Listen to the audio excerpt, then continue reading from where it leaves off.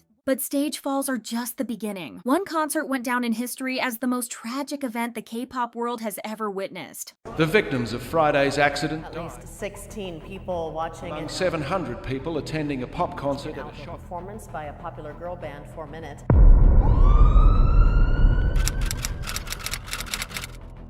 When on October 17, 2014, the members of 4 Minute started to perform at a small concert in Sungmin, they had no idea that the beautiful night would turn into the most tragic moment of their career. 16 people who came to cheer for the group fell into a shaft and none of them made it out alive. This tragic incident marked the history of K-pop forever. How it happened. The tragedy took place in Seongnam, a place south of Seoul, on October 17, 2014. The special small concert of 4 Minute was held as a part of a festival at Pangyo Techno Valley.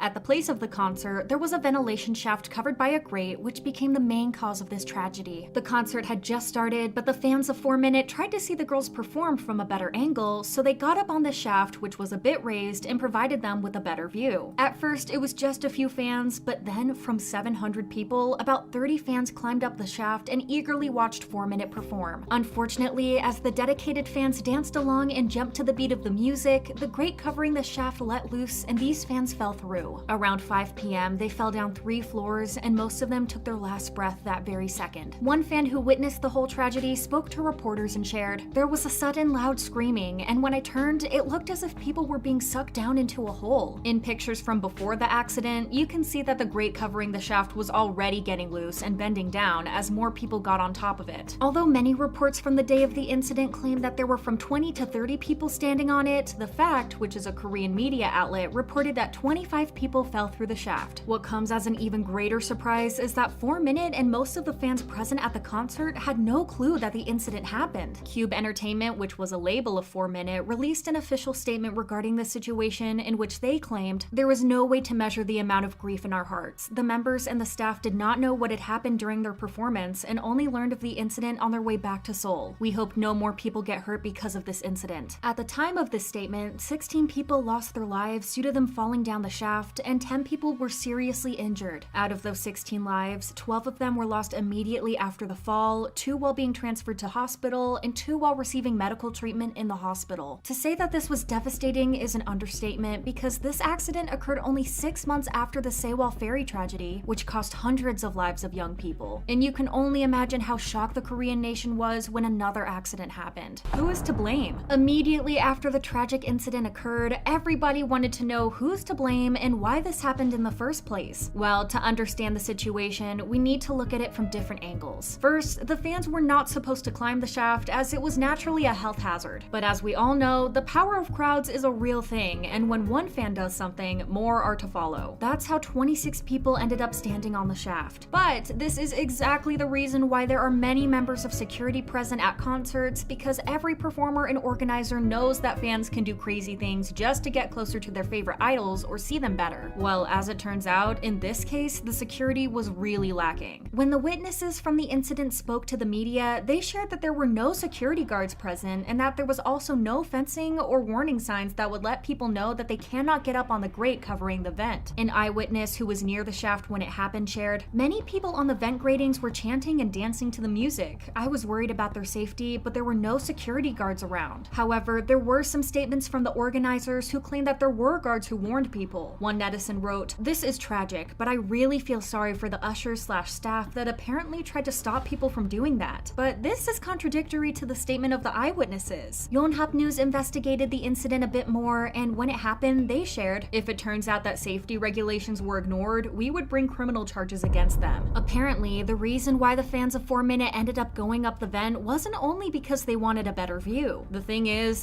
that the organizers of the concert provided fans with only 400 places places to sit on, and the rest 300 people had to either squeeze together or somehow find a place to stand at. And so they found the grate covering the ventilation shaft, which in fact led to an underground garage. After the tragic incident, the organizers of the concert were obviously questioned not only by the media reporters, but also by the police. The whole country tried to find out what truly happened that day at 5 p.m. while 4Minute were performing. But as the safety regulations were broken and people suffered to the point of losing their lives, the organizers didn't know how to react. The government official who was in charge of the safety regulations of the event ended up jumping from a 10-story building, which obviously resulted in him passing away. He left a goodbye note to his family and to the public in which he wrote, "I am sorry for the victims. Please take good care of my children." This tragic incident once again underlined and highlighted South Korea's bad safety regulations, and it put pressure on the government to finally treat people's lives with respect and pay more attention to safety. Not only that, but many people found the situation hauntingly similar to the Seoul ferry tragedy. In fact, the chairman of the company that owned the ferry and was responsible for safety regulations was also found unconscious at his home after the tragedy happened, so the situation was almost parallel to the 4Minute concert accident. The response from the public was truly heavy. The aftermath. We've talked about the number of casualties and what happened to the organizer, but what about 4Minute? Obviously, the members of the group felt extremely guilty for what happened, and especially for the fact that they were unaware that this tragic accident took place while they were performing. Since they wanted to show their condolences and respect for the victims, the members canceled their scheduled activities at the time and other appearances that they had planned. For example, Kyuhyun and Yoona were invited to various fashion events and fashion shows as a part of Seoul Fashion Week, but they both decided not to attend and think about what happened. A culture critic, Seongnam, spoke on this incident and said, 4Minute members are also partly victims of this tragedy. Who would have known that they would suffer such an extreme level of trauma? All we, fans and media, need to do is pay more attention to them and give them a warm hand. Fans of the group showed their support for the members by writing comments and leaving them positive messages on their social media accounts. One netizen wrote, "Seoul disaster happened because people listened. Pangyo happened because people didn't listen." And another one shared, 4Minute must be feeling guilty for no reason. Of course, this accident opened a heated debate among K-pop fans all over the world, not only in South Korea. Many blame the fans of 4Minute for making the unreasonable decision of standing on the grate, but as I mentioned earlier in the video, that's why there's always security at concerts so they can warn fans from doing something that could result in serious injuries or other problems. One user on Reddit sympathized with the victims and wrote, "I can't even begin to imagine their last moments. No one deserves to go like this, let alone 16 people. Rest in peace." The incident actually opened a long-needed conversation about safety regulations at concerts in South Korea. The Korea Times published an article regarding the situation, and the author mentions 2 other cases when South Korea witnessed incidents like this at concerts. They talk about a 1992 accident when a teenager was crushed by 60 people at the performance of New Kids on the Block. Another case they mentioned is a 1996 passing of a person who was also crushed by a crowd of 5,000 people who wanted to get front seats at an FM radio show in Daegu. But the discussion regarding the hazards continued among fans as there were people who claimed that the government isn't solely to blame for this. One user wrote, "I don't think it's entirely private business and the government's fault. People in Korea also don't seem to care much about their own safety. Smoking is still ridiculously popular, people don't wear seatbelts, they leave no space in crowds, leaving a huge potential for someone to get crushed." It's hard to judge the people who suffered from this accident, but it's important to say that the South Korean government has since tried to enforce stronger safety regulations. When the incident happened, many K-pop fans pointed out that 2014 was truly a horrible year for K-pop, but not only that, it was also a tragic year for Korea in general, as many devastating events happened that changed the country's attitude forever. What do you think about the incident?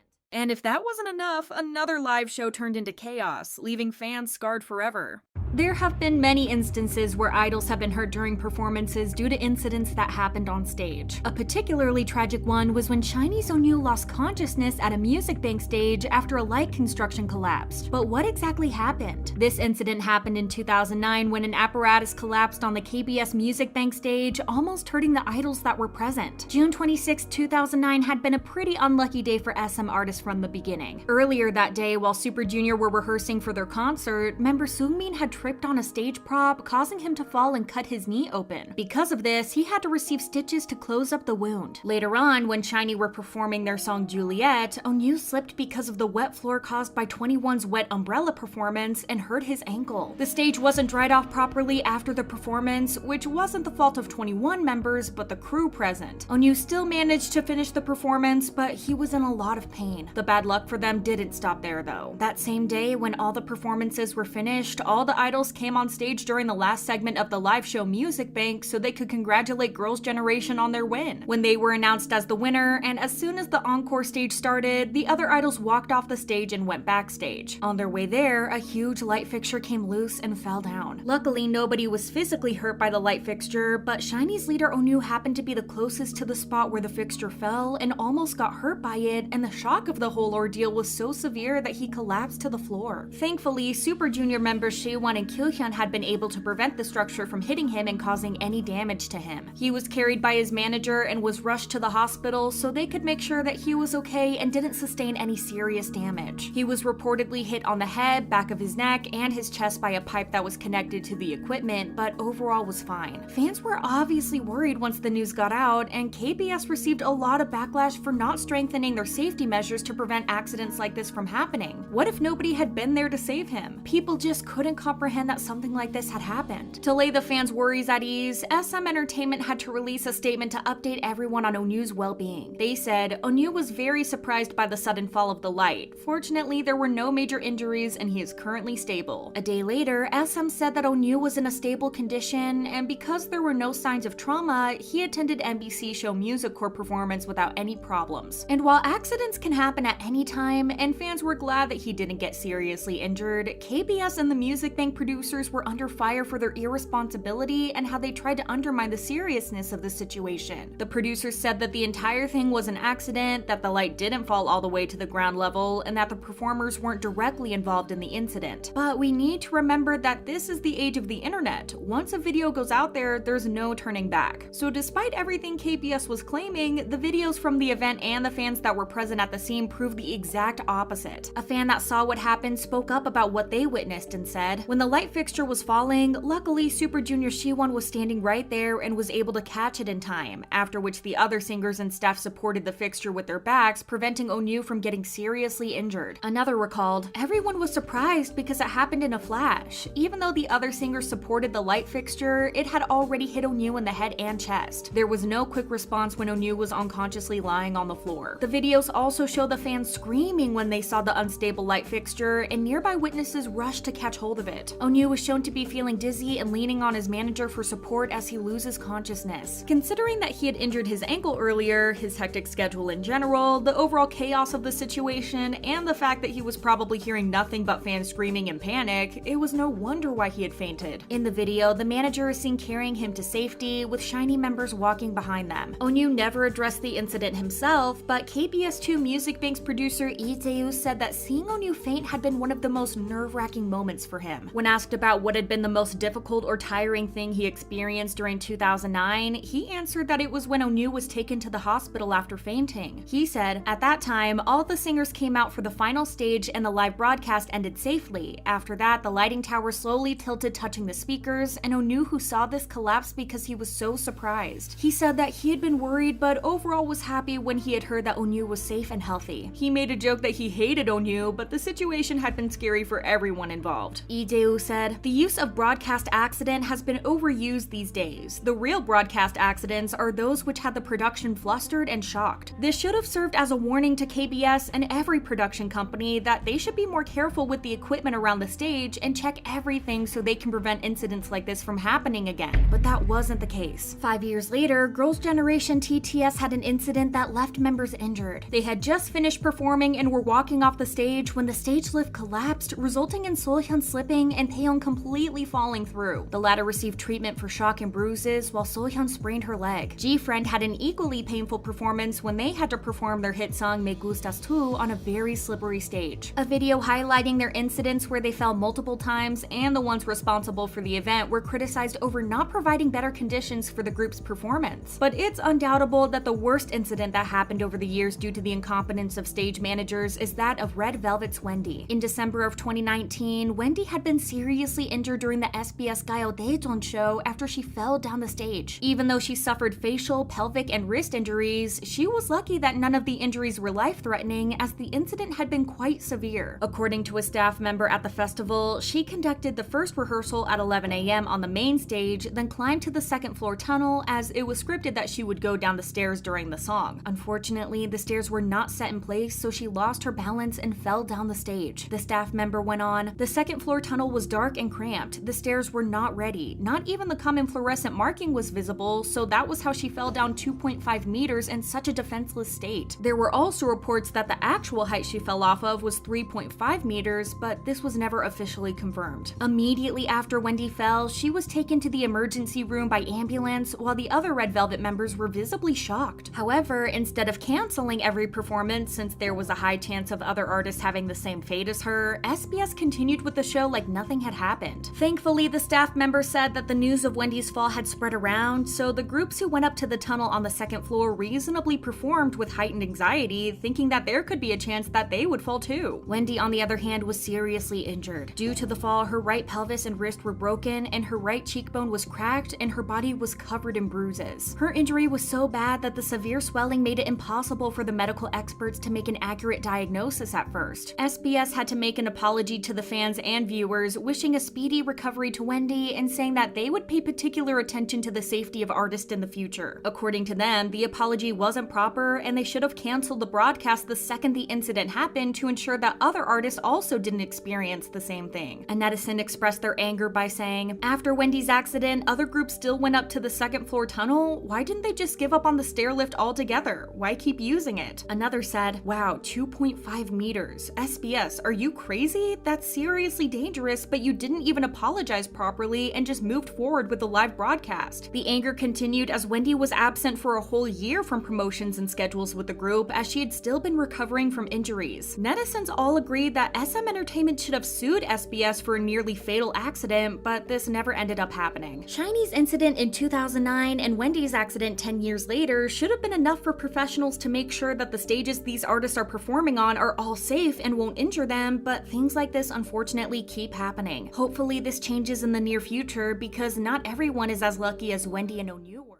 Concert accidents are devastating, but sometimes the drama isn't even on stage. Fan wars have caused damage just as severe, and one in particular became the most tragic in K-pop history. When Girls' Generation came to perform at the 2008 Dream concert, they had no idea that what was supposed to be a monumental moment in their careers would turn into a nightmare. When the concert venue turned completely dark, it marked an equally dark moment in the history of K-pop. Here's all you should know about the most tragic fan war in K-pop. How it happened. Fan wars have existed for as long as K-pop fans can remember. The K-pop groups from the 90s had the dramatic fan wars between SES and Finkel fans, then there were the fan wars between HOT and GOD fans, then it was between Big Bang and basically every group in the industry, but none of them compared to the fan war between Girls' Generation fans and Super Junior and Dobang Shingi fans. So what exactly happened to have made this the most tragic fan war to this day? In 2008, Girls' Generation were invited to perform at the Dream concert. For those of you that don't know, Dream Concert is a widely popular annual event which is held in the Seoul World Cup Stadium. The event can be called the World Cup of K-pop fans rather than an ordinary concert. That's because the amount of fans that attend the concert every year make the whole thing very magical. The Dream concert was held in June 2008, and it included performances from big groups at the time like Super Junior, Dobang Shingi, Wonder Girls, and so on. But the Dream concert turned out to be more of a nightmare for Girls' Generation, who went through one of the worst moments of their careers that night. They were rookies at the time and were at the concert to perform their debut song, Into the New World. Throughout the concert, the audience present at the concert were loud and proud, screaming in support of their favorite groups and idols and waving their light sticks around. But this completely changed when Girls' Generation went on stage. Before they even started performing, the whole venue went completely dark. Mind you, this wasn't because Girls' Generation lacked fans at that time. After all, they were an SM group and their debut song was widely popular with the general public. But unfortunately, their fandom wasn't big enough to make the Black Ocean less noticeable, as every fandom that was present turned off their light sticks and made the entire stadium dark. There were some Girls' Generation fans that kept their light sticks on, but if you watch the videos, you can barely see any of them. song. The darkness lasted for the entirety of their performance, which was 10 minutes, and it created what we now know as a black ocean. While the members still gave it their all during the performance, you could see that the black ocean was affecting them. Taeyeon and Jessica, who had the most lines in the song, were trying to hold back tears and not cry. Tiffany, Sunny, and Yoona tried to smile throughout the performance, but you could see that there were tears in their eyes. You can also hear their voices wobbling, but despite everything, they kept on going. That's not even the worst of it. On top of the darkness that surrounded them, some aunties decided to take things one step further. While the girls were performing the song Girls' Generation, instead of encouraging chants and cheers, people started shouting Wonder Girls, and some even shouted Plastic Generation. Though Girls' Generation are now a legendary group and one of the most successful and popular K-pop acts in history, you should remember that they were mere rookies at the time, and the Dream concert was supposed to be a monumental moment in their career. Yet as rookies, they had to endure the hatred and bitterness of other fans who were blinded by rage and jealousy. The members spoke out on the incident years later and revealed how it all went down. Who is to blame? Here's the thing, no one knows the real culprit behind this. If you ask Girls' Generation fans, they'll blame Super Junior and Dolbang Shingi fans. If you ask the latter, they'll blame Girls' Generation fans and the girls themselves. Let me go through everything that happened though, so you can decide for yourself. While the accusations from both sides were pretty severe, Super Junior fans claimed some wild things. They claimed that there were already some fights happening between Sewon's and Elf's before the concert even happened. The scuffle led to Sewon's allegedly tearing a Super Junior banner that was prepared by fans in half. It was said that this made the Elfs so mad that they teamed up with Dolbang Shingi fans and threatened fans of other groups to turn off their light sticks during Girls' Generation's performance. While these are just rumors, the two fandoms were big enough at the time for this to be possible. They also had kind of a bad reputation in the K-pop community for how they would always go to the extremes. The banner thing was explained later, as the Dream Concert Committee themselves said that the banner was moved by them in order to help other audience members who didn't get a seat see the performances, and that it wasn't torn. All of this mess for something that didn't even happen. I think we can all agree though that the real reason it happened was because boy group stans were jealous of the close relationship that the Girls' Generation members had with their favorite idols. They had CFs together, interacted quite often, and the members were quite open about how close they were to the Super Junior and Dolbang Shingi members, and it pissed a lot of fans off. The hatred ran deep, with aunties cutting clips of Girls' Generation members talking to make them seem like the villain and like they disrespected their favorite male idols. A music critic explained, "When you want to pick on somebody, there are endless things to criticize about. Those fans intentionally cut and paste things that Girls' Generation said in those TV/radio shows in ways that make them look bad. The fan psychology resembles that of mafia/gangs." They went on to say, "Up until now, the boy group fangirls used to be the majority in Dream Concert, where they scream and brag about their power. But as the fanboys appear in the scene, the fangirls decided to reinforce their power structure by doing this. It's like an army of 50,000 fans posing a threat by stating, 'This is our territory, obey.'" Even in the interviews that took place before the concert started, these fans expressed their dislike of the Girls' Generation members. When asked about why they hate the group so much, an audience member had answered, "After saying something inappropriate, they never apologize, and they call my favorite group members by their names instead of addressing them as Mr. XX. Another said, "They are so annoying. I really hate them." A different auntie talked about how they would cheer for another group during the performance, saying, "We promise to keep silent when Girls' Generation comes out, but we are screaming Wonder Girls now because we like Wonder Girls so much." It's devastating to think about how these fans' delusions ran so deep that they were willing to ruin Girls' Generation and its members. It doesn't stop there though. The aftermath. After the concert, the stories about what really happened at the concert and who was to blame for the Black Ocean ran wild. At the time, reporters went to SM's building in Seoul, and because it was closed, they decided to interview the fans that were hanging around. A SHINee fan that was present told the reporter, "They should be blamed for what they did wrong, but I heard a Girls' Generation fan, a Super Junior fan in toilet, and I heard Girls' Generation fans pushed them off the stairs." Another claimed, "Yeah, I heard some people broke their legs. There was a lot of violence caused by Girls' Generation fans, and also because Girls' Generation members did many bad things." The claims started getting more serious after that. Elfs and Cassiopeias made multiple posts on online forums and started accusing Sewon's of hurting Elfs and Cassiopeias and even stabbing them. The fans that were getting interviewed said, "Girls' Generation fans hit people. I am not kidding. They take other fans to beat them up. It happens too frequently that we can't call the police unless they get caught by the police on the spot." I did tell you that the accusations were so severe to the point that they became ridiculous. I'm pretty sure that if someone was literally stabbed inside the concert venue, the security would probably intervene and that there would have been news about it. Because these were such serious claims, the concert committee was also interviewed. They said, "It's been happening conventionally. There were no big injuries, just some bruises after fans pushed pushed each other in the crowd. The interviewer then talked about the claims of Girls' Generation fans using violence, to which they answered, there were injuries, but not violence. The reporters also checked on the claims that some elves and Cassiopeias were taken to the hospital due to the apparent injuries they suffered from Girls' Generation fans. There were lots of pictures of broken arms and legs circulating around online forums of fans claiming that they were injured by violent Girls' Generation fans. But when the reporters ended up checking with the hospitals, none of the people that made claims were actually admitted to the hospital. Lying about such serious things just for the sake of fan wars is disgusting on its own. Shin Hae-chul, a musician and critic, said, "Those lowly stupid fans who can't do anything but such a lowly action like turning off their dumb light sticks won't make a single contribution to this country's music industry. They are no more than a low-mannered group of audience, and obviously this year's victim was Girls' Generation. I hope they are not hurt by this." Fortunately, as sad as this moment was, it didn't end up hurting their careers in the slightest. The girls ended up breaking and setting a lot of records in the following years, and even went back to the Dream concert in 2013, where the screams and cheers were loud as ever. In fact, when you watch the performances of the group, you can barely hear the members sing, as the audience screaming the lyrics were much louder. It's a happy ending to what was definitely a horrible moment that will forever stay with the members.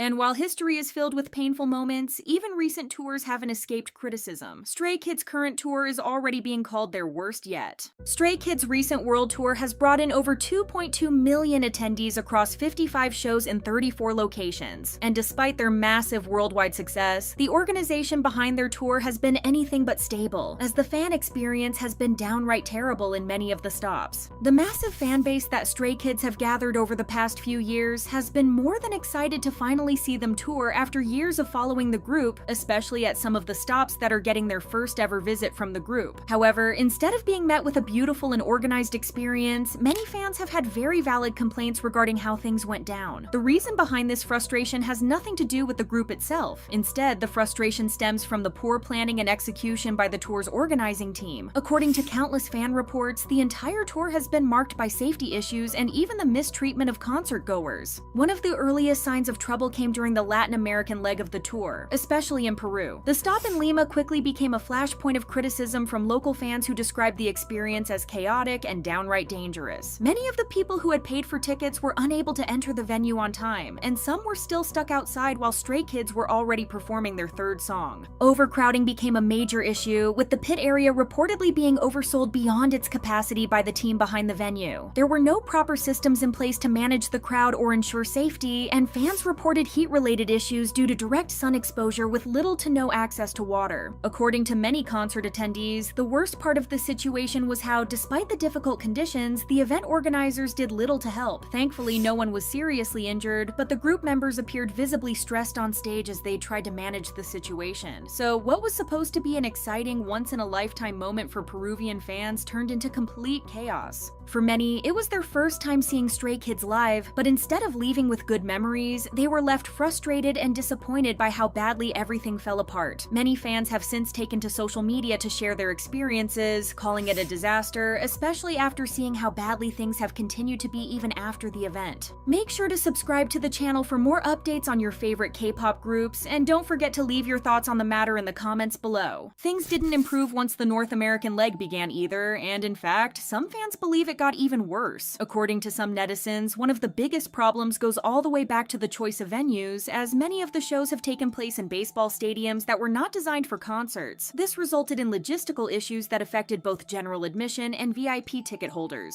People were again stuck in long lines outside the venues, even after the concerts had started. In some reported cases, VIP ticket holders missed the sound check they paid extra for because they were not let in on time, all because the handling of the event was so disorganized. On top of all the crowd logistics, there have also been many complaints about poor sound quality and bad visibility in some locations. Things then reached a new low with the Washington, D.C. concert, as it quickly became one of the most concerning stops so far due to the heat, with fans actively sharing how bad things were while they were waiting in line before the show even started. Both the VIP soundcheck experience and the show itself ended up being cut short because of the extreme heat, with temperatures reaching around 100 to 110 degrees Fahrenheit or around 40 degrees Celsius and high humidity. Attendees reported that dozens of people fainted or were throwing up from heat exhaustion during the entire event, all while security reportedly failed to provide any actual support and were instead making fun of or even laughing at the people who were suffering in the crowds. As one fan on Reddit recounted, they ran out of water, but even before that, people passed out in the 30-plus minute line to pay $7 to $9 a bottle. There were no misting stations, barely any staff to guide attendees, and those who did speak with staff described them as rude or completely unhelpful. Fans were told they would have access to water and shade when they bought VIP tickets, but in reality, they were left to refill warm, unpleasant water from bathroom sinks. The venue staff's inability to provide direction or even point out restrooms left many confused and frustrated. Another fan who attended the concert shared their experience trying to find a cooling area by writing, "We ended up being instructed to go up one level to the third floor, walk across the floor to the other side, and walk down the ramp. Anyways, it took what felt like 30 minutes to do that, and we still didn't find the cooling room." This kind of confusion and lack of basic support created an unsafe and stressful environment, especially in the heat. One fan even detailed how they themselves had to start buying water for other fans attending as the staff were doing nothing to help, even when attendees needed actual medical aid. Making things even worse, any water brought into the venue was thrown out by the staff before they were allowed entry, forcing fans to have to purchase water yet again on the other side of the gates, which is notoriously difficult for many, especially those hoping for a place in the pit. According to one fan, many of the venue staff were simply seeing the situation as a way to make money, as they commented, "A staff was saying that he loves how desperate we all are to buy water from him because we were passing out." The people at the concert also reported how stray kids themselves were seen handing out water bottles to people from the stage because staff were not doing anything to help, even offering their own water, which they were actively drinking from. Fans praised the group for trying to protect their audience, but also questioned how such a dangerous situation was allowed to happen and why their staff hadn't done a better job at protecting both the concert goers and artists, who were also set to perform in outfits that many deemed way too hot for the weather. The situation became so dangerous that the group had to pause the concert multiple times to check on fans. The members themselves were seen stepping in where staff failed, trying to calm down the crowd. Felix was even spotted throwing water onto the crowd to help those who were visibly struggling, with one person sharing, "Not only is Chan observant, but Hyunjin was pacing around checking everyone out, and Felix was throwing water on the stairs at the main stage." When things got worse and the concert was eventually cut short, many of those in the crowd actually expressed relief that the concert was stopped early, saying it was the right call to avoid a possible tragedy. Unfortunately, the problems have not been limited to one or two cities, and the overall experience has left many feeling disappointed and angry. One user wrote that it makes no sense how so many shows in the tour are still this chaotic, after how many fans have been talking about the active issues, even back during the South American leg of the tour. What makes this even more concerning is the impact it seems to be having on the members themselves. Fans are especially worried about Felix, who has a known herniated disc and has been dealing with chronic pain. The North American part of the tour packs in 10 shows with barely any breaks, and it's starting to show. People have noticed how exhausted and drained the members look during performances, with many worrying about the toll it's taking on them. Even Bang Chan, the group's leader, didn't stay quiet about how badly things were handled. After the DC show, he personally asked fans if they were allowed to bring their own water or if they were forced to buy it inside, showing how concerned he was for their safety. He even seemed to express a little of his own anger as he wrote, "I'm talking about just water. You know, the thing that literally everything in the world that's alive needs." He ended up telling fans that he would be trying to see if there's anything he could do about the situation and that he's really sorry if there isn't. However, just his reaching out and trying to hear the situation from the attendees directly seemed to have meant a lot to everyone who was hurt at the concert. Even after the incident, Bang Chan sent another message out to his fans saying how much the group regrets what happened in DC and how sorry he felt that they were treated in that way. Ending the message, he even seemed to promise to return when it's cooler, trying to cheer up those who were sent home. Despite all of the bad incidents, the group continues to give their all and take care of fans, but many believe that the current pace and poor organization are putting everyone at risk and that the members shouldn't have this responsibility on them in the first place. People were quick to show their appreciation for the way the group, especially Bang Chan, handled these incidents, but that didn't stop the growing concern surrounding the tour's planning and execution. Many are now anxious about the remaining tour dates, particularly the upcoming European leg, with one fan writing, "This has made me genuinely anxious about the European leg. It'll be July, and it gets very hot in Europe too. Hearing about everything that's been going wrong is making things worse." Fans are urging JYPE and the concert promoter Live Nation to take accountability and make real changes before someone gets seriously hurt, especially since it seems like speaking out like this is the only thing that is bringing any change. The stop after the DC concert was a great example of how the outrage ultimately did some good, as the Chicago venue not only allowed fans to bring in sealed water bottles, but also food in clear plastic bags. Those waiting in line shared how coolers filled with water bottles were passed around the venue, allowing everyone to grab one freely in hopes of preventing any more dangerous situations. Others also reported how the staff at the venue seemed to be much nicer than at the previous concert, with many concertgoers getting a genuinely nice experience out of being there, as shows aren't all about what happens on stage. While some seem to share that this was Bangchan's direct doing after his message, he followed up on the situation by saying that he wasn't the one to thank for it and that the venue staff deserved full credit for the nice organization. In the end, it seems like this was a group effort, as both the fans' and artists' outrage was eventually heard by the venue staff hosting the concerts, and hopefully future stops will see similar treatment. It is only by unfortunate circumstance that this was the last stop of the North American leg of the tour, meaning the change had come entirely too late.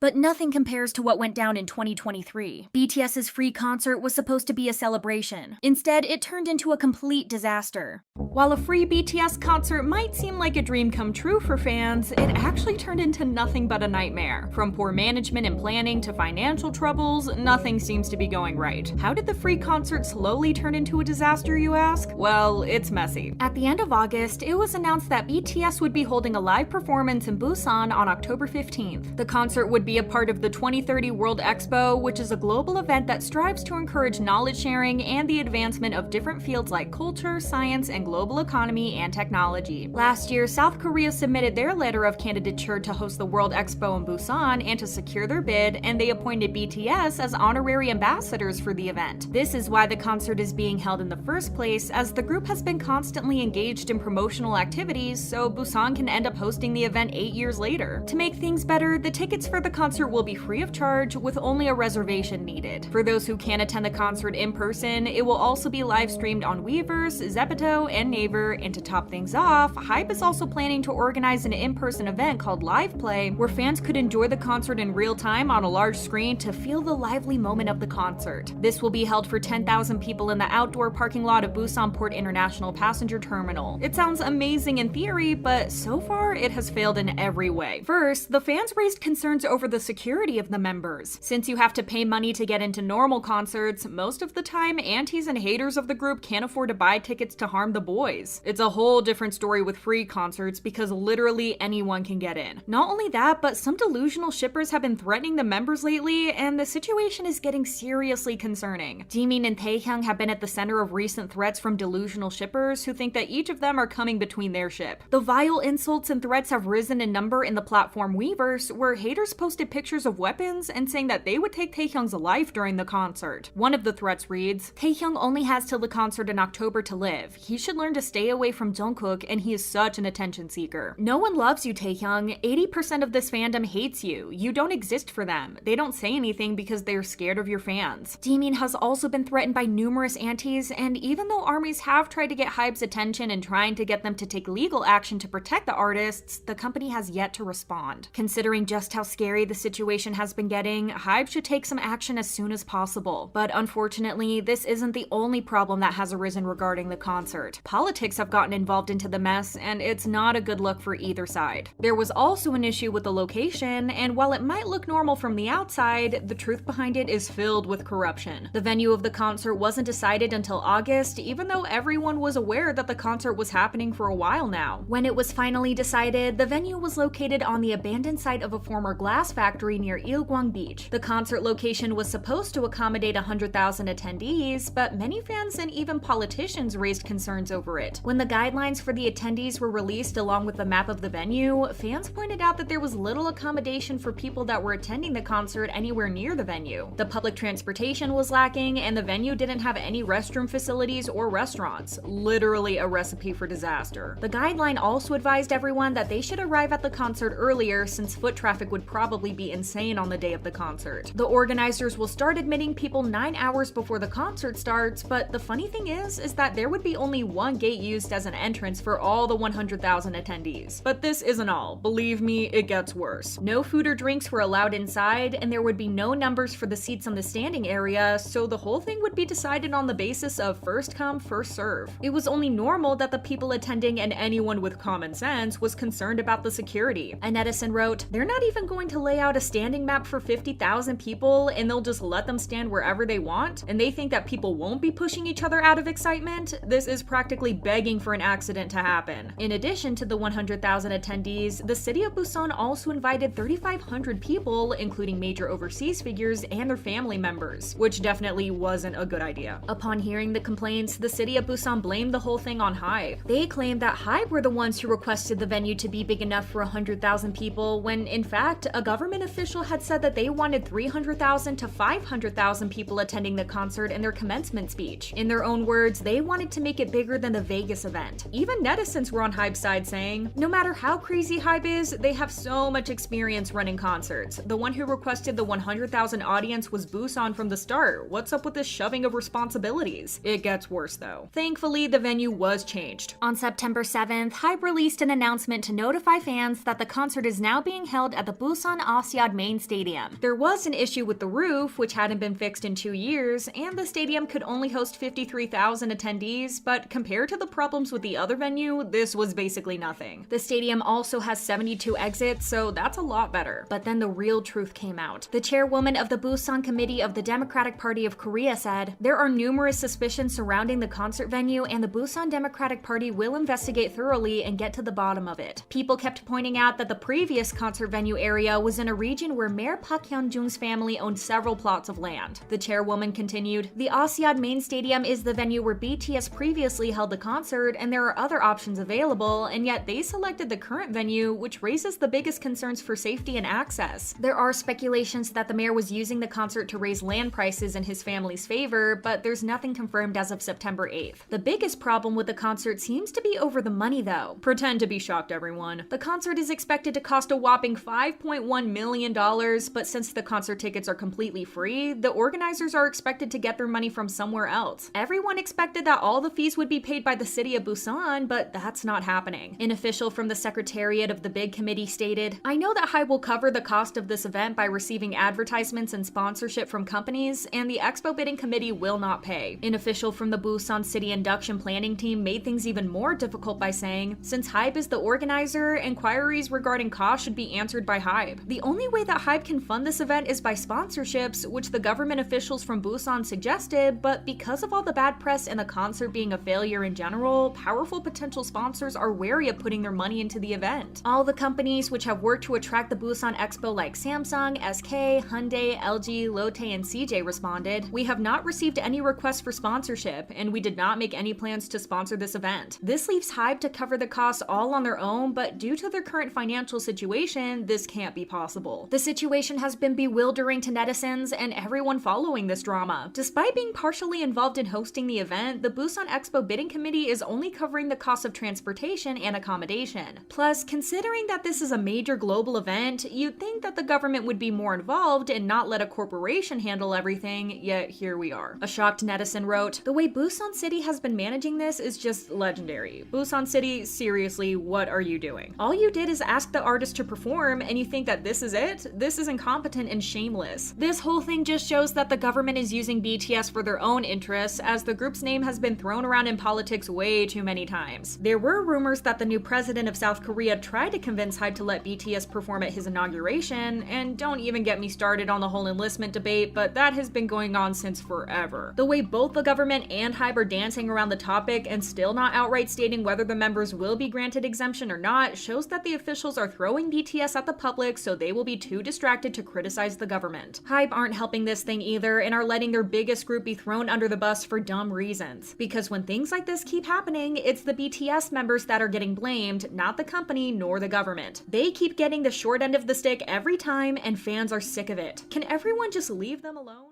That disaster raised questions about what makes a concert worth attending at all, and fans didn't hold back when naming the worst ones they regret going to. Imagine standing outside for hours under the scalding hot sun, without a warning, waiting to enter a venue you actually paid for. That is the reality of some of these concerts, but trust us, it can get much worse than this. Several K-pop artists have had a consistently bad image when it comes to managing their concerts, and fans have not been quiet about it. So, through their experiences, let's look at some of the worst K-pop concerts concerts to attend. Super M's concerts were supposed to be the ultimate K-pop spectacle, but for many fans, they were a roller coaster of frustration, missed opportunities, and secondhand embarrassment. Imagine this scenario. Fans wake up one day only to find out all the free tickets to Super M's debut showcase in Los Angeles vanished before they even knew they were on sale. That's exactly what happened in 2019 when SM Entertainment dropped tickets without warning. By the time fans got the official alert, scalpers had already swooped in, hoarding them and reselling them at sky-high prices. One fan fumed online, calling it so messed up, while another pointed out that the lack of communication made it a nightmare. So instead of celebrating Super M's debut, fans were stuck fighting off resellers charging hundreds of dollars for what should have been free. Once fans actually made it to the concerts, things didn't exactly improve. Super M's We Are the Future tour came under fire for excessive lip-syncing, with one journalist noting that most, if not all, of the show would be lip-synced. While some defended it as necessary due to their intense choreography, others felt shortchanged. Then came the Texas show mistake that still haunts them. Despite performing in Fort Worth, Super M kept shouting out Dallas over and over, completely ignoring the massive Fort Worth sign in front of them. A reporter covering the event couldn't help but mock the blunder, while fans were left shaking their heads. Another issue was that Super M's concerts didn't feel like Super M concerts. With the group still being new at the time and lacking an extensive catalog, much of the setlist was filled with solo stages or performances of songs from their original groups like EXO, SHINee, and NCT. While some loved seeing these hits, others felt it made the show feel more like an SM family showcase rather than a unified Super M experience. Add that to the backing tracks and missteps, and it's easy to see why so many people walked away disappointed. If you're interested in what you've heard so far, don't forget to like and subscribe for more. But things can get much worse than that. Every year, attendees joke that KCON should really be called LineCon, and they aren't exaggerating. KCON 2016 in Los Angeles was a logistical nightmare. Fans spent nearly 4 hours baking in 88-degree heat just to check in, all because organizers thought 8 booths would be enough for tens of thousands of people. An attendee wrote, "By the time fans actually made it into the air-conditioned convention center, many were dealing with borderline heat stroke, too tired to enjoy anything." What made it worse was that the same event in 2015 had smooth 10-minute check-ins, so the disaster of 2016 felt even more frustrating. The backlash was so bad that #LineCon started trending as furious fans aired their grievances online. Fast forward to KCON LA 2022, where things went from frustrating to downright dangerous. The entry process was so confusing that crowds swarmed the wristband booths, desperate for answers. Tensions boiled over, and eyewitnesses caught a verbal fight escalating into a physical brawl. Then came the truly wild part. A taser was heard crackling in the crowd. Some claimed it was security trying to break up the fight, while others suspected a fan took matters into their own hands. Fans described seeing fistfights, hair pulling, and tasers in the GA line, and many were left shaken.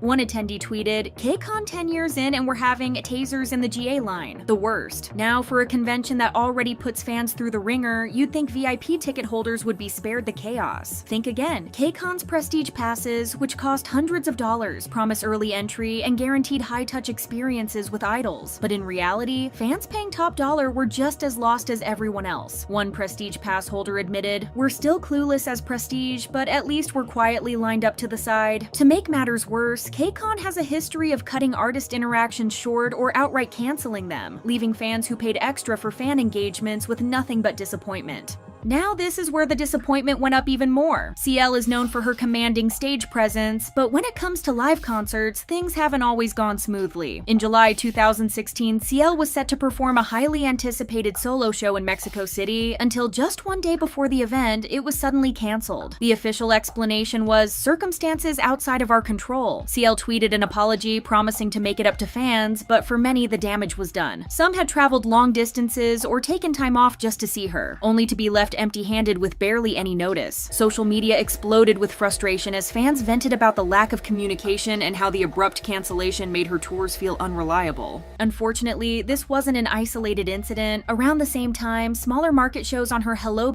Bitches North American tour were rumored to suffer from low ticket sales and poor organization, leading to speculation that other dates could be cut at the last minute. Even when CL's concerts did happen, some of them left attendees scratching their heads. At her Chicago show in November 2016, fans were surprised to see her music videos playing on the big screen featuring the exact same songs in the exact same order she later performed. One attendee said it broke the mystery of the concert, making it feel like a rerun rather than a live show. And then there were the failed fan perks. Staff handed out raffle tickets to the first 100 fans in line for what seemed to be a meet and greet or special prize, but nothing ever came of it. No winners were announced, no explanation was given, and fans were left standing around, confused and disappointed. Since CL's solo discography was still small during these early tours, she filled much of her setlist with 21 hits like Fire and I Am the Best. While fans loved the throwbacks, some admitted it was a little sad to hear so many group songs after 21 had disbanded. It was a reminder of what was lost and made it clear CL hadn't released too much of her single work just yet. On top of that, her shows were often short, some barely over an hour, which, combined with club-sized venues and high ticket prices, left some feeling underwhelmed. VIP packages were available, but reports suggested they were rushed, with fans getting only a quick photo and barely any interaction. Here's a surprising one. As one of K-pop's rising groups, aespa has gained a dedicated fan base with songs like Black Mamba and Next Level. However, some fans have expressed frustration over the group's reliance on backtracks at live performances. While many K-pop groups use backing tracks to support intense choreography, aespa's concerts have been a topic of discussion due to the limited amount of live singing. Fans who attended recent tour stops noted that a significant portion of the setlist leaned heavily on pre-recorded vocals. Online discussions reflected a mix of opinions. Some fans defended the performance style, pointing out that the group's concept includes intricate stage productions that require precise execution.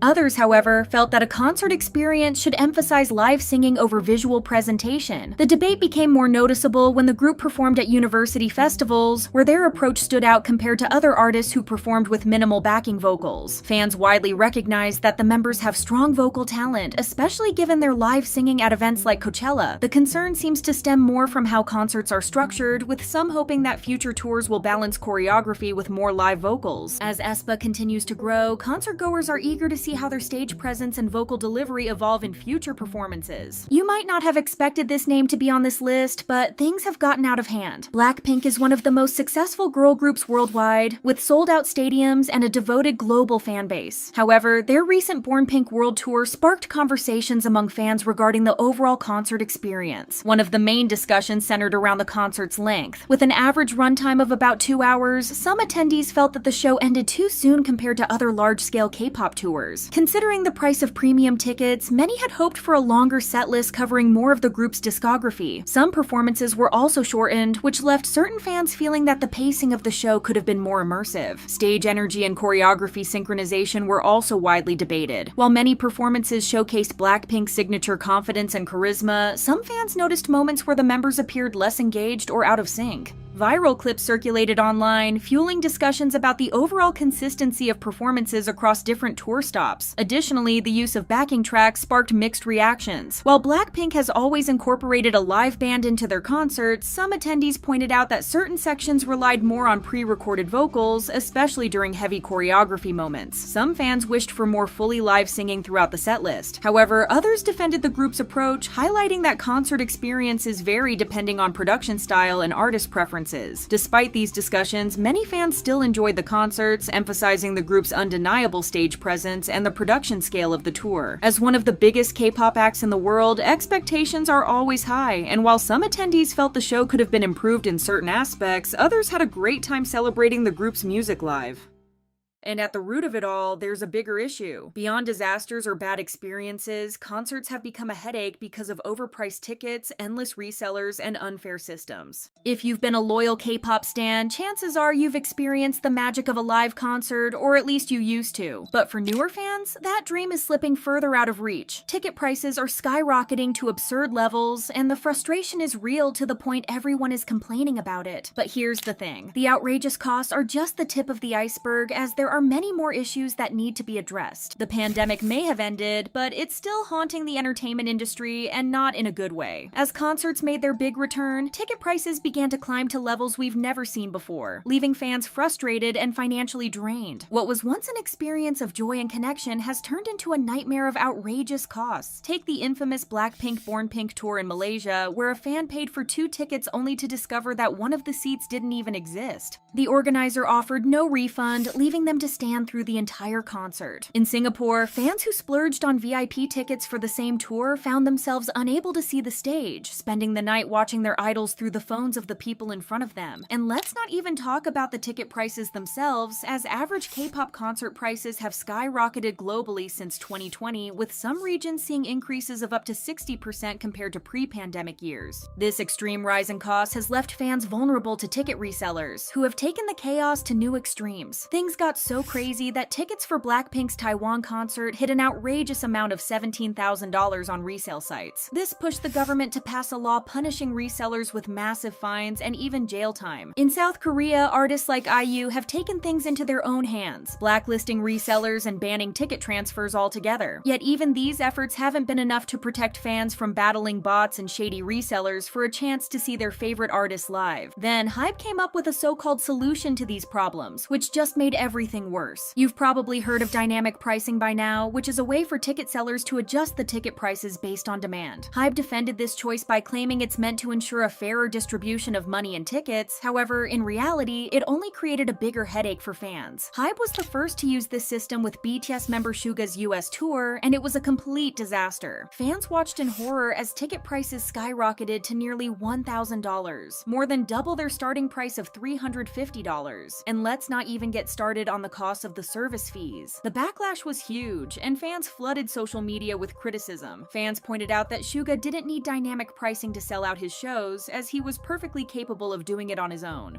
They argued fans went into debt for no reason, as this system didn't make anything better for anyone except for the money-hungry companies organizing these events. Since this system was introduced, more and more critics have been calling it out for what it is: a cash grab that preys on fans' loyalty. K-pop is built on fandom culture, and companies know fans will do whatever it takes to see their idols, even if it means overpaying. But here's the thing: the outrage is growing, and fans are starting to push back. This became clearer than ever when J-Hope's 2025 Hope on the Stage solo tour was announced. If fans believed things couldn't get worse after Suga's dynamic pricing disaster, this tour proved them wrong in the loudest way possible. What started as pure excitement for J-Hope's big post-military comeback quickly turned into a complete mess because, unsurprisingly, ticket prices for the US leg of the tour skyrocketed to nearly $1,000 for basic seats. And let's be clear, we're not even talking about VIPs here. It didn't take long for armies to notice the difference in prices between regions. Prices in Seoul were pretty reasonable, as a good seat was around $150. But thanks to HYBE's brilliant idea to use dynamic pricing, the seats in the US were 5 times more expensive. After discovering this, fans completely exploded on the internet because how can the same artist with the same performance come with such a massive price gap depending on where you live? HYBE wasn't the only target of backlash because Ticketmaster is just as guilty. They managed to make everything worse with their outrageous service fees. Why stop at overpriced tickets when you can milk an additional $125 from fans to really twist the knife? This situation sent a loud message to everyone around the world. Concerts are starting to feel like they're only for the ultra-rich. Fans took to the internet to express that these shows should be priced in a way that fans don't have to sell their kidneys to attend. At the end of the day, they're not wrong. K-pop was built on fandoms, on the kind of passionate loyalty that turned relatively niche acts into global icons. But now it's starting to look more and more like a quick cash grab scheme, and everyone is tired. Overall, this whole situation made one thing painfully obvious: K-pop companies have no problem squeezing every last dime from fans, and their strategy of dropping last-minute tour announcements is just another way to keep the chaos going. These sudden drops don't just create outrage, they're a calculated move to scam fans for as much as possible on top of already sky-high ticket prices. In the last 2 to 3 years, there have been plenty of scenarios where big and small groups alike have announced their tours completely out of the blue. Of course, as a result, fans rush to check the dates, only to realize that the first show is less than a month away, with tickets going on sale in a matter of days. When this happens, strategic planning is no longer an option. Instead, fans make panic-induced choices, leading to extremely financially irresponsible choices. The real question is why companies have become more inclined to follow this strategy. Unfortunately, the answer is pretty straightforward. Urgency and panic sell more tickets. By announcing concerts at the last minute, fans are more likely to spend a huge sum of money on seats, convinced this might be their only shot at seeing their favorite idols live. Creating a now or never mentality is a textbook business tactic to make the most profits, and it seems like that's all the Korean entertainment industry cares about nowadays. The ironic part about this strategy is that it doesn't seem to be common in the West. In most cases, Western artists often announce tours months, sometimes even a year in advance, giving fans plenty of time to save, plan travel, and budget for for tickets. Another punch to the gut is that in Korea, fans can hop on a train to attend a concert and head home the same night. Tickets are often cheaper and logistics are usually much simpler. But in massive regions like the US or Europe, fans face expensive flights, long bus or train rides, and multiple nights in a hotel, all of which require serious planning and a good amount of money. Yet, K-pop companies either don't realize or worse, they simply don't care that these regions work differently. The result is that most international fans are left struggling to make it work, often sacrificing other plans, maxing out credit cards, or praying their boss approves a last-minute day off. There have been many instances of these last-minute ticket drops. Take the Boyz, for example. When IST Entertainment announced their US tour dates last year, fans had one business day to prepare for ticket sales in major cities like New York, Atlanta, and Los Angeles. 24 hours is not a lot of time to try to rearrange your budget, cancel plans, and figure out travel logistics. Fans of groups like NCT 127 and ATEEZ have faced similar situations. NCT 127 gave fans just 37 days to prepare for their Atlanta show as part of the Neo City The Link tour. ATEEZ was slightly better, with 2 months between ticket sales and their North American tour kickoff. But even then, fans were left struggling to find extra cash while juggling work, school, and other obligations. Another negative result of these last-minute drops is overlapping concerts. NYC alone has seen MAMAMOO and NMIXX, aespa and iKON, and Eric Nam and Stacey all performing on the same nights. Promoters may be competitors, but the lack of coordination leaves fans torn between groups they love. One PR rep even joked about the absurdity of repping 2 acts with concerts on the same day. For fans who follow multiple groups, these overlaps feel like an impossible decision, one they shouldn't have to make in the first place. The reality is that K-pop companies are exploiting fans' desperation and loyalty. They know loyal stans move mountains to see their faves, even if it means draining their wallets or ruining their schedules. But this level of stress and financial strain isn't sustainable. Fans shouldn't have to choose between their love for an artist and their ability to pay rent. If K-pop wants to thrive globally, companies need to understand that international fans aren't just ATMs, they're people with lives, budgets, and limits. The level of disrespect K-pop fans have been facing from tour organizers has officially hit rock bottom because now it seems canceling an entire tour just 2 weeks before it's set to start is totally fair. The recent cancellation of Omega X's 2024 US tour has left everyone very confused, and it's a harsh reminder of how poorly fans are being treated. The tour was announced in November of last year, and of course, tickets went on sale only 4 days after. Then, to make things worse, the company tried to sell VIP tickets for a mind-blowing $500 a few days after the original ticket sale. As the end of November was approaching, something felt extremely off. There was little to no promotion for the tour, leaving fans to question whether the shows were even happening. Concerns grew, and some began reaching out directly to venues. Their suspicions were confirmed when venue responses suggested the tour was no longer on schedule. Fans were left hanging with zero updates from Omega X's team or the event organizers. Weeks of silence later, IPQ Entertainment finally broke the news. The tour was canceled due to unavoidable circumstances. Sure, they promised ticket refunds and even threw in some VIP goodies like a signed poster, photo cards, and a video call with a member, but let's be real. No amount of freebies can fix the heartbreak, stress, and money fans wasted. This wasn't just disappointing, it felt like a total slap in the face. Fans poured their hard-earned cash and energy into this tour, rearranging their lives to make it happen. Some probably took days off work, booked flights, and paid for hotels, only to have everything pulled out from under them at the last minute with little to no explanation. What's even more mind-boggling is how messy the whole thing was from the start. The tour announcement came out late, leaving fans with only a few days to make it work. But somehow, they could wait weeks to announce the cancellation. It's just another reminder of how little respect these companies seem to have for their international fans. Another issue that's impossible to ignore is the slowly declining quality of international K-pop concerts. Fans everywhere are starting to agree. The transformation of these shows into quick cash grabs is killing the magic. Concerts used to be about creating unforgettable experiences, but now it feels like companies are cutting corners at every turn and the performances are paying the price. Take the newer generations of idols, for example. Many fans feel like 4th and 5th gen groups, especially those trained during the pandemic, aren't being prepared to perform for live audiences. Instead, they're being trained to perform for cameras, hitting the right angles, perfecting expressions, and matching the energy for a digital screen. The energy during the concerts itself is often lacking. Some idols even seem bored on stage, and you can't help but wonder if burnout from endless schedules and comebacks is catching up with them. The difference is night and day when you compare this to older generations. Second-gen groups like SNSD and SHINee were trained to own the stage, interact with the crowd, and make every fan feel like part of the show. Fans still remember SNSD performing with props like carousel-like stages, making their concerts feel like a once-in-a-lifetime experience. Nowadays, the sets are more minimalist realistic, there are no live bands, and the outfits are repetitive. It's like companies want to do the bare minimum while charging premium prices. The consequences of sky-high ticket prices, rushed tour announcements, and mediocre concert quality are becoming painfully clear. K-pop concerts just aren't selling out like they used to. It's a huge contrast to the days when simply slapping the K-pop label on an event was enough to guarantee sold-out venues, even for lesser-known acts. Now the cracks are showing, and it's clear fans aren't as reliable as they once were. Dreamcatcher, Chu, Everglow, and LOONA subunit tours have all struggled to sell tickets recently, with some venues barely hitting half capacity. Even larger-scale events like the Immortal Songs concert at MetLife Stadium, featuring big artists like Psy, ATEEZ, and NewJeans, failed to sell out. Festivals like the crazy K-pop super concert in New York, which included acts like MONSTA X's Seohyun and Hyunwon and IVE, also struggled to draw big crowds. Organizers had to do quick damage control and were cutting production costs at the last minute just to minimize losses. Not to mention that more and more shows are getting cancelled, proving that things aren't going well. It's clear that the non-stop cycle of rushed announcements, overpriced tickets, and underwhelming concerts is driving fans away, and it's only a matter of time before even the biggest groups start feeling the effects. Fans still love their idols, but if companies keep testing their limits, they risk losing the loyalty that brought them global success in the first place.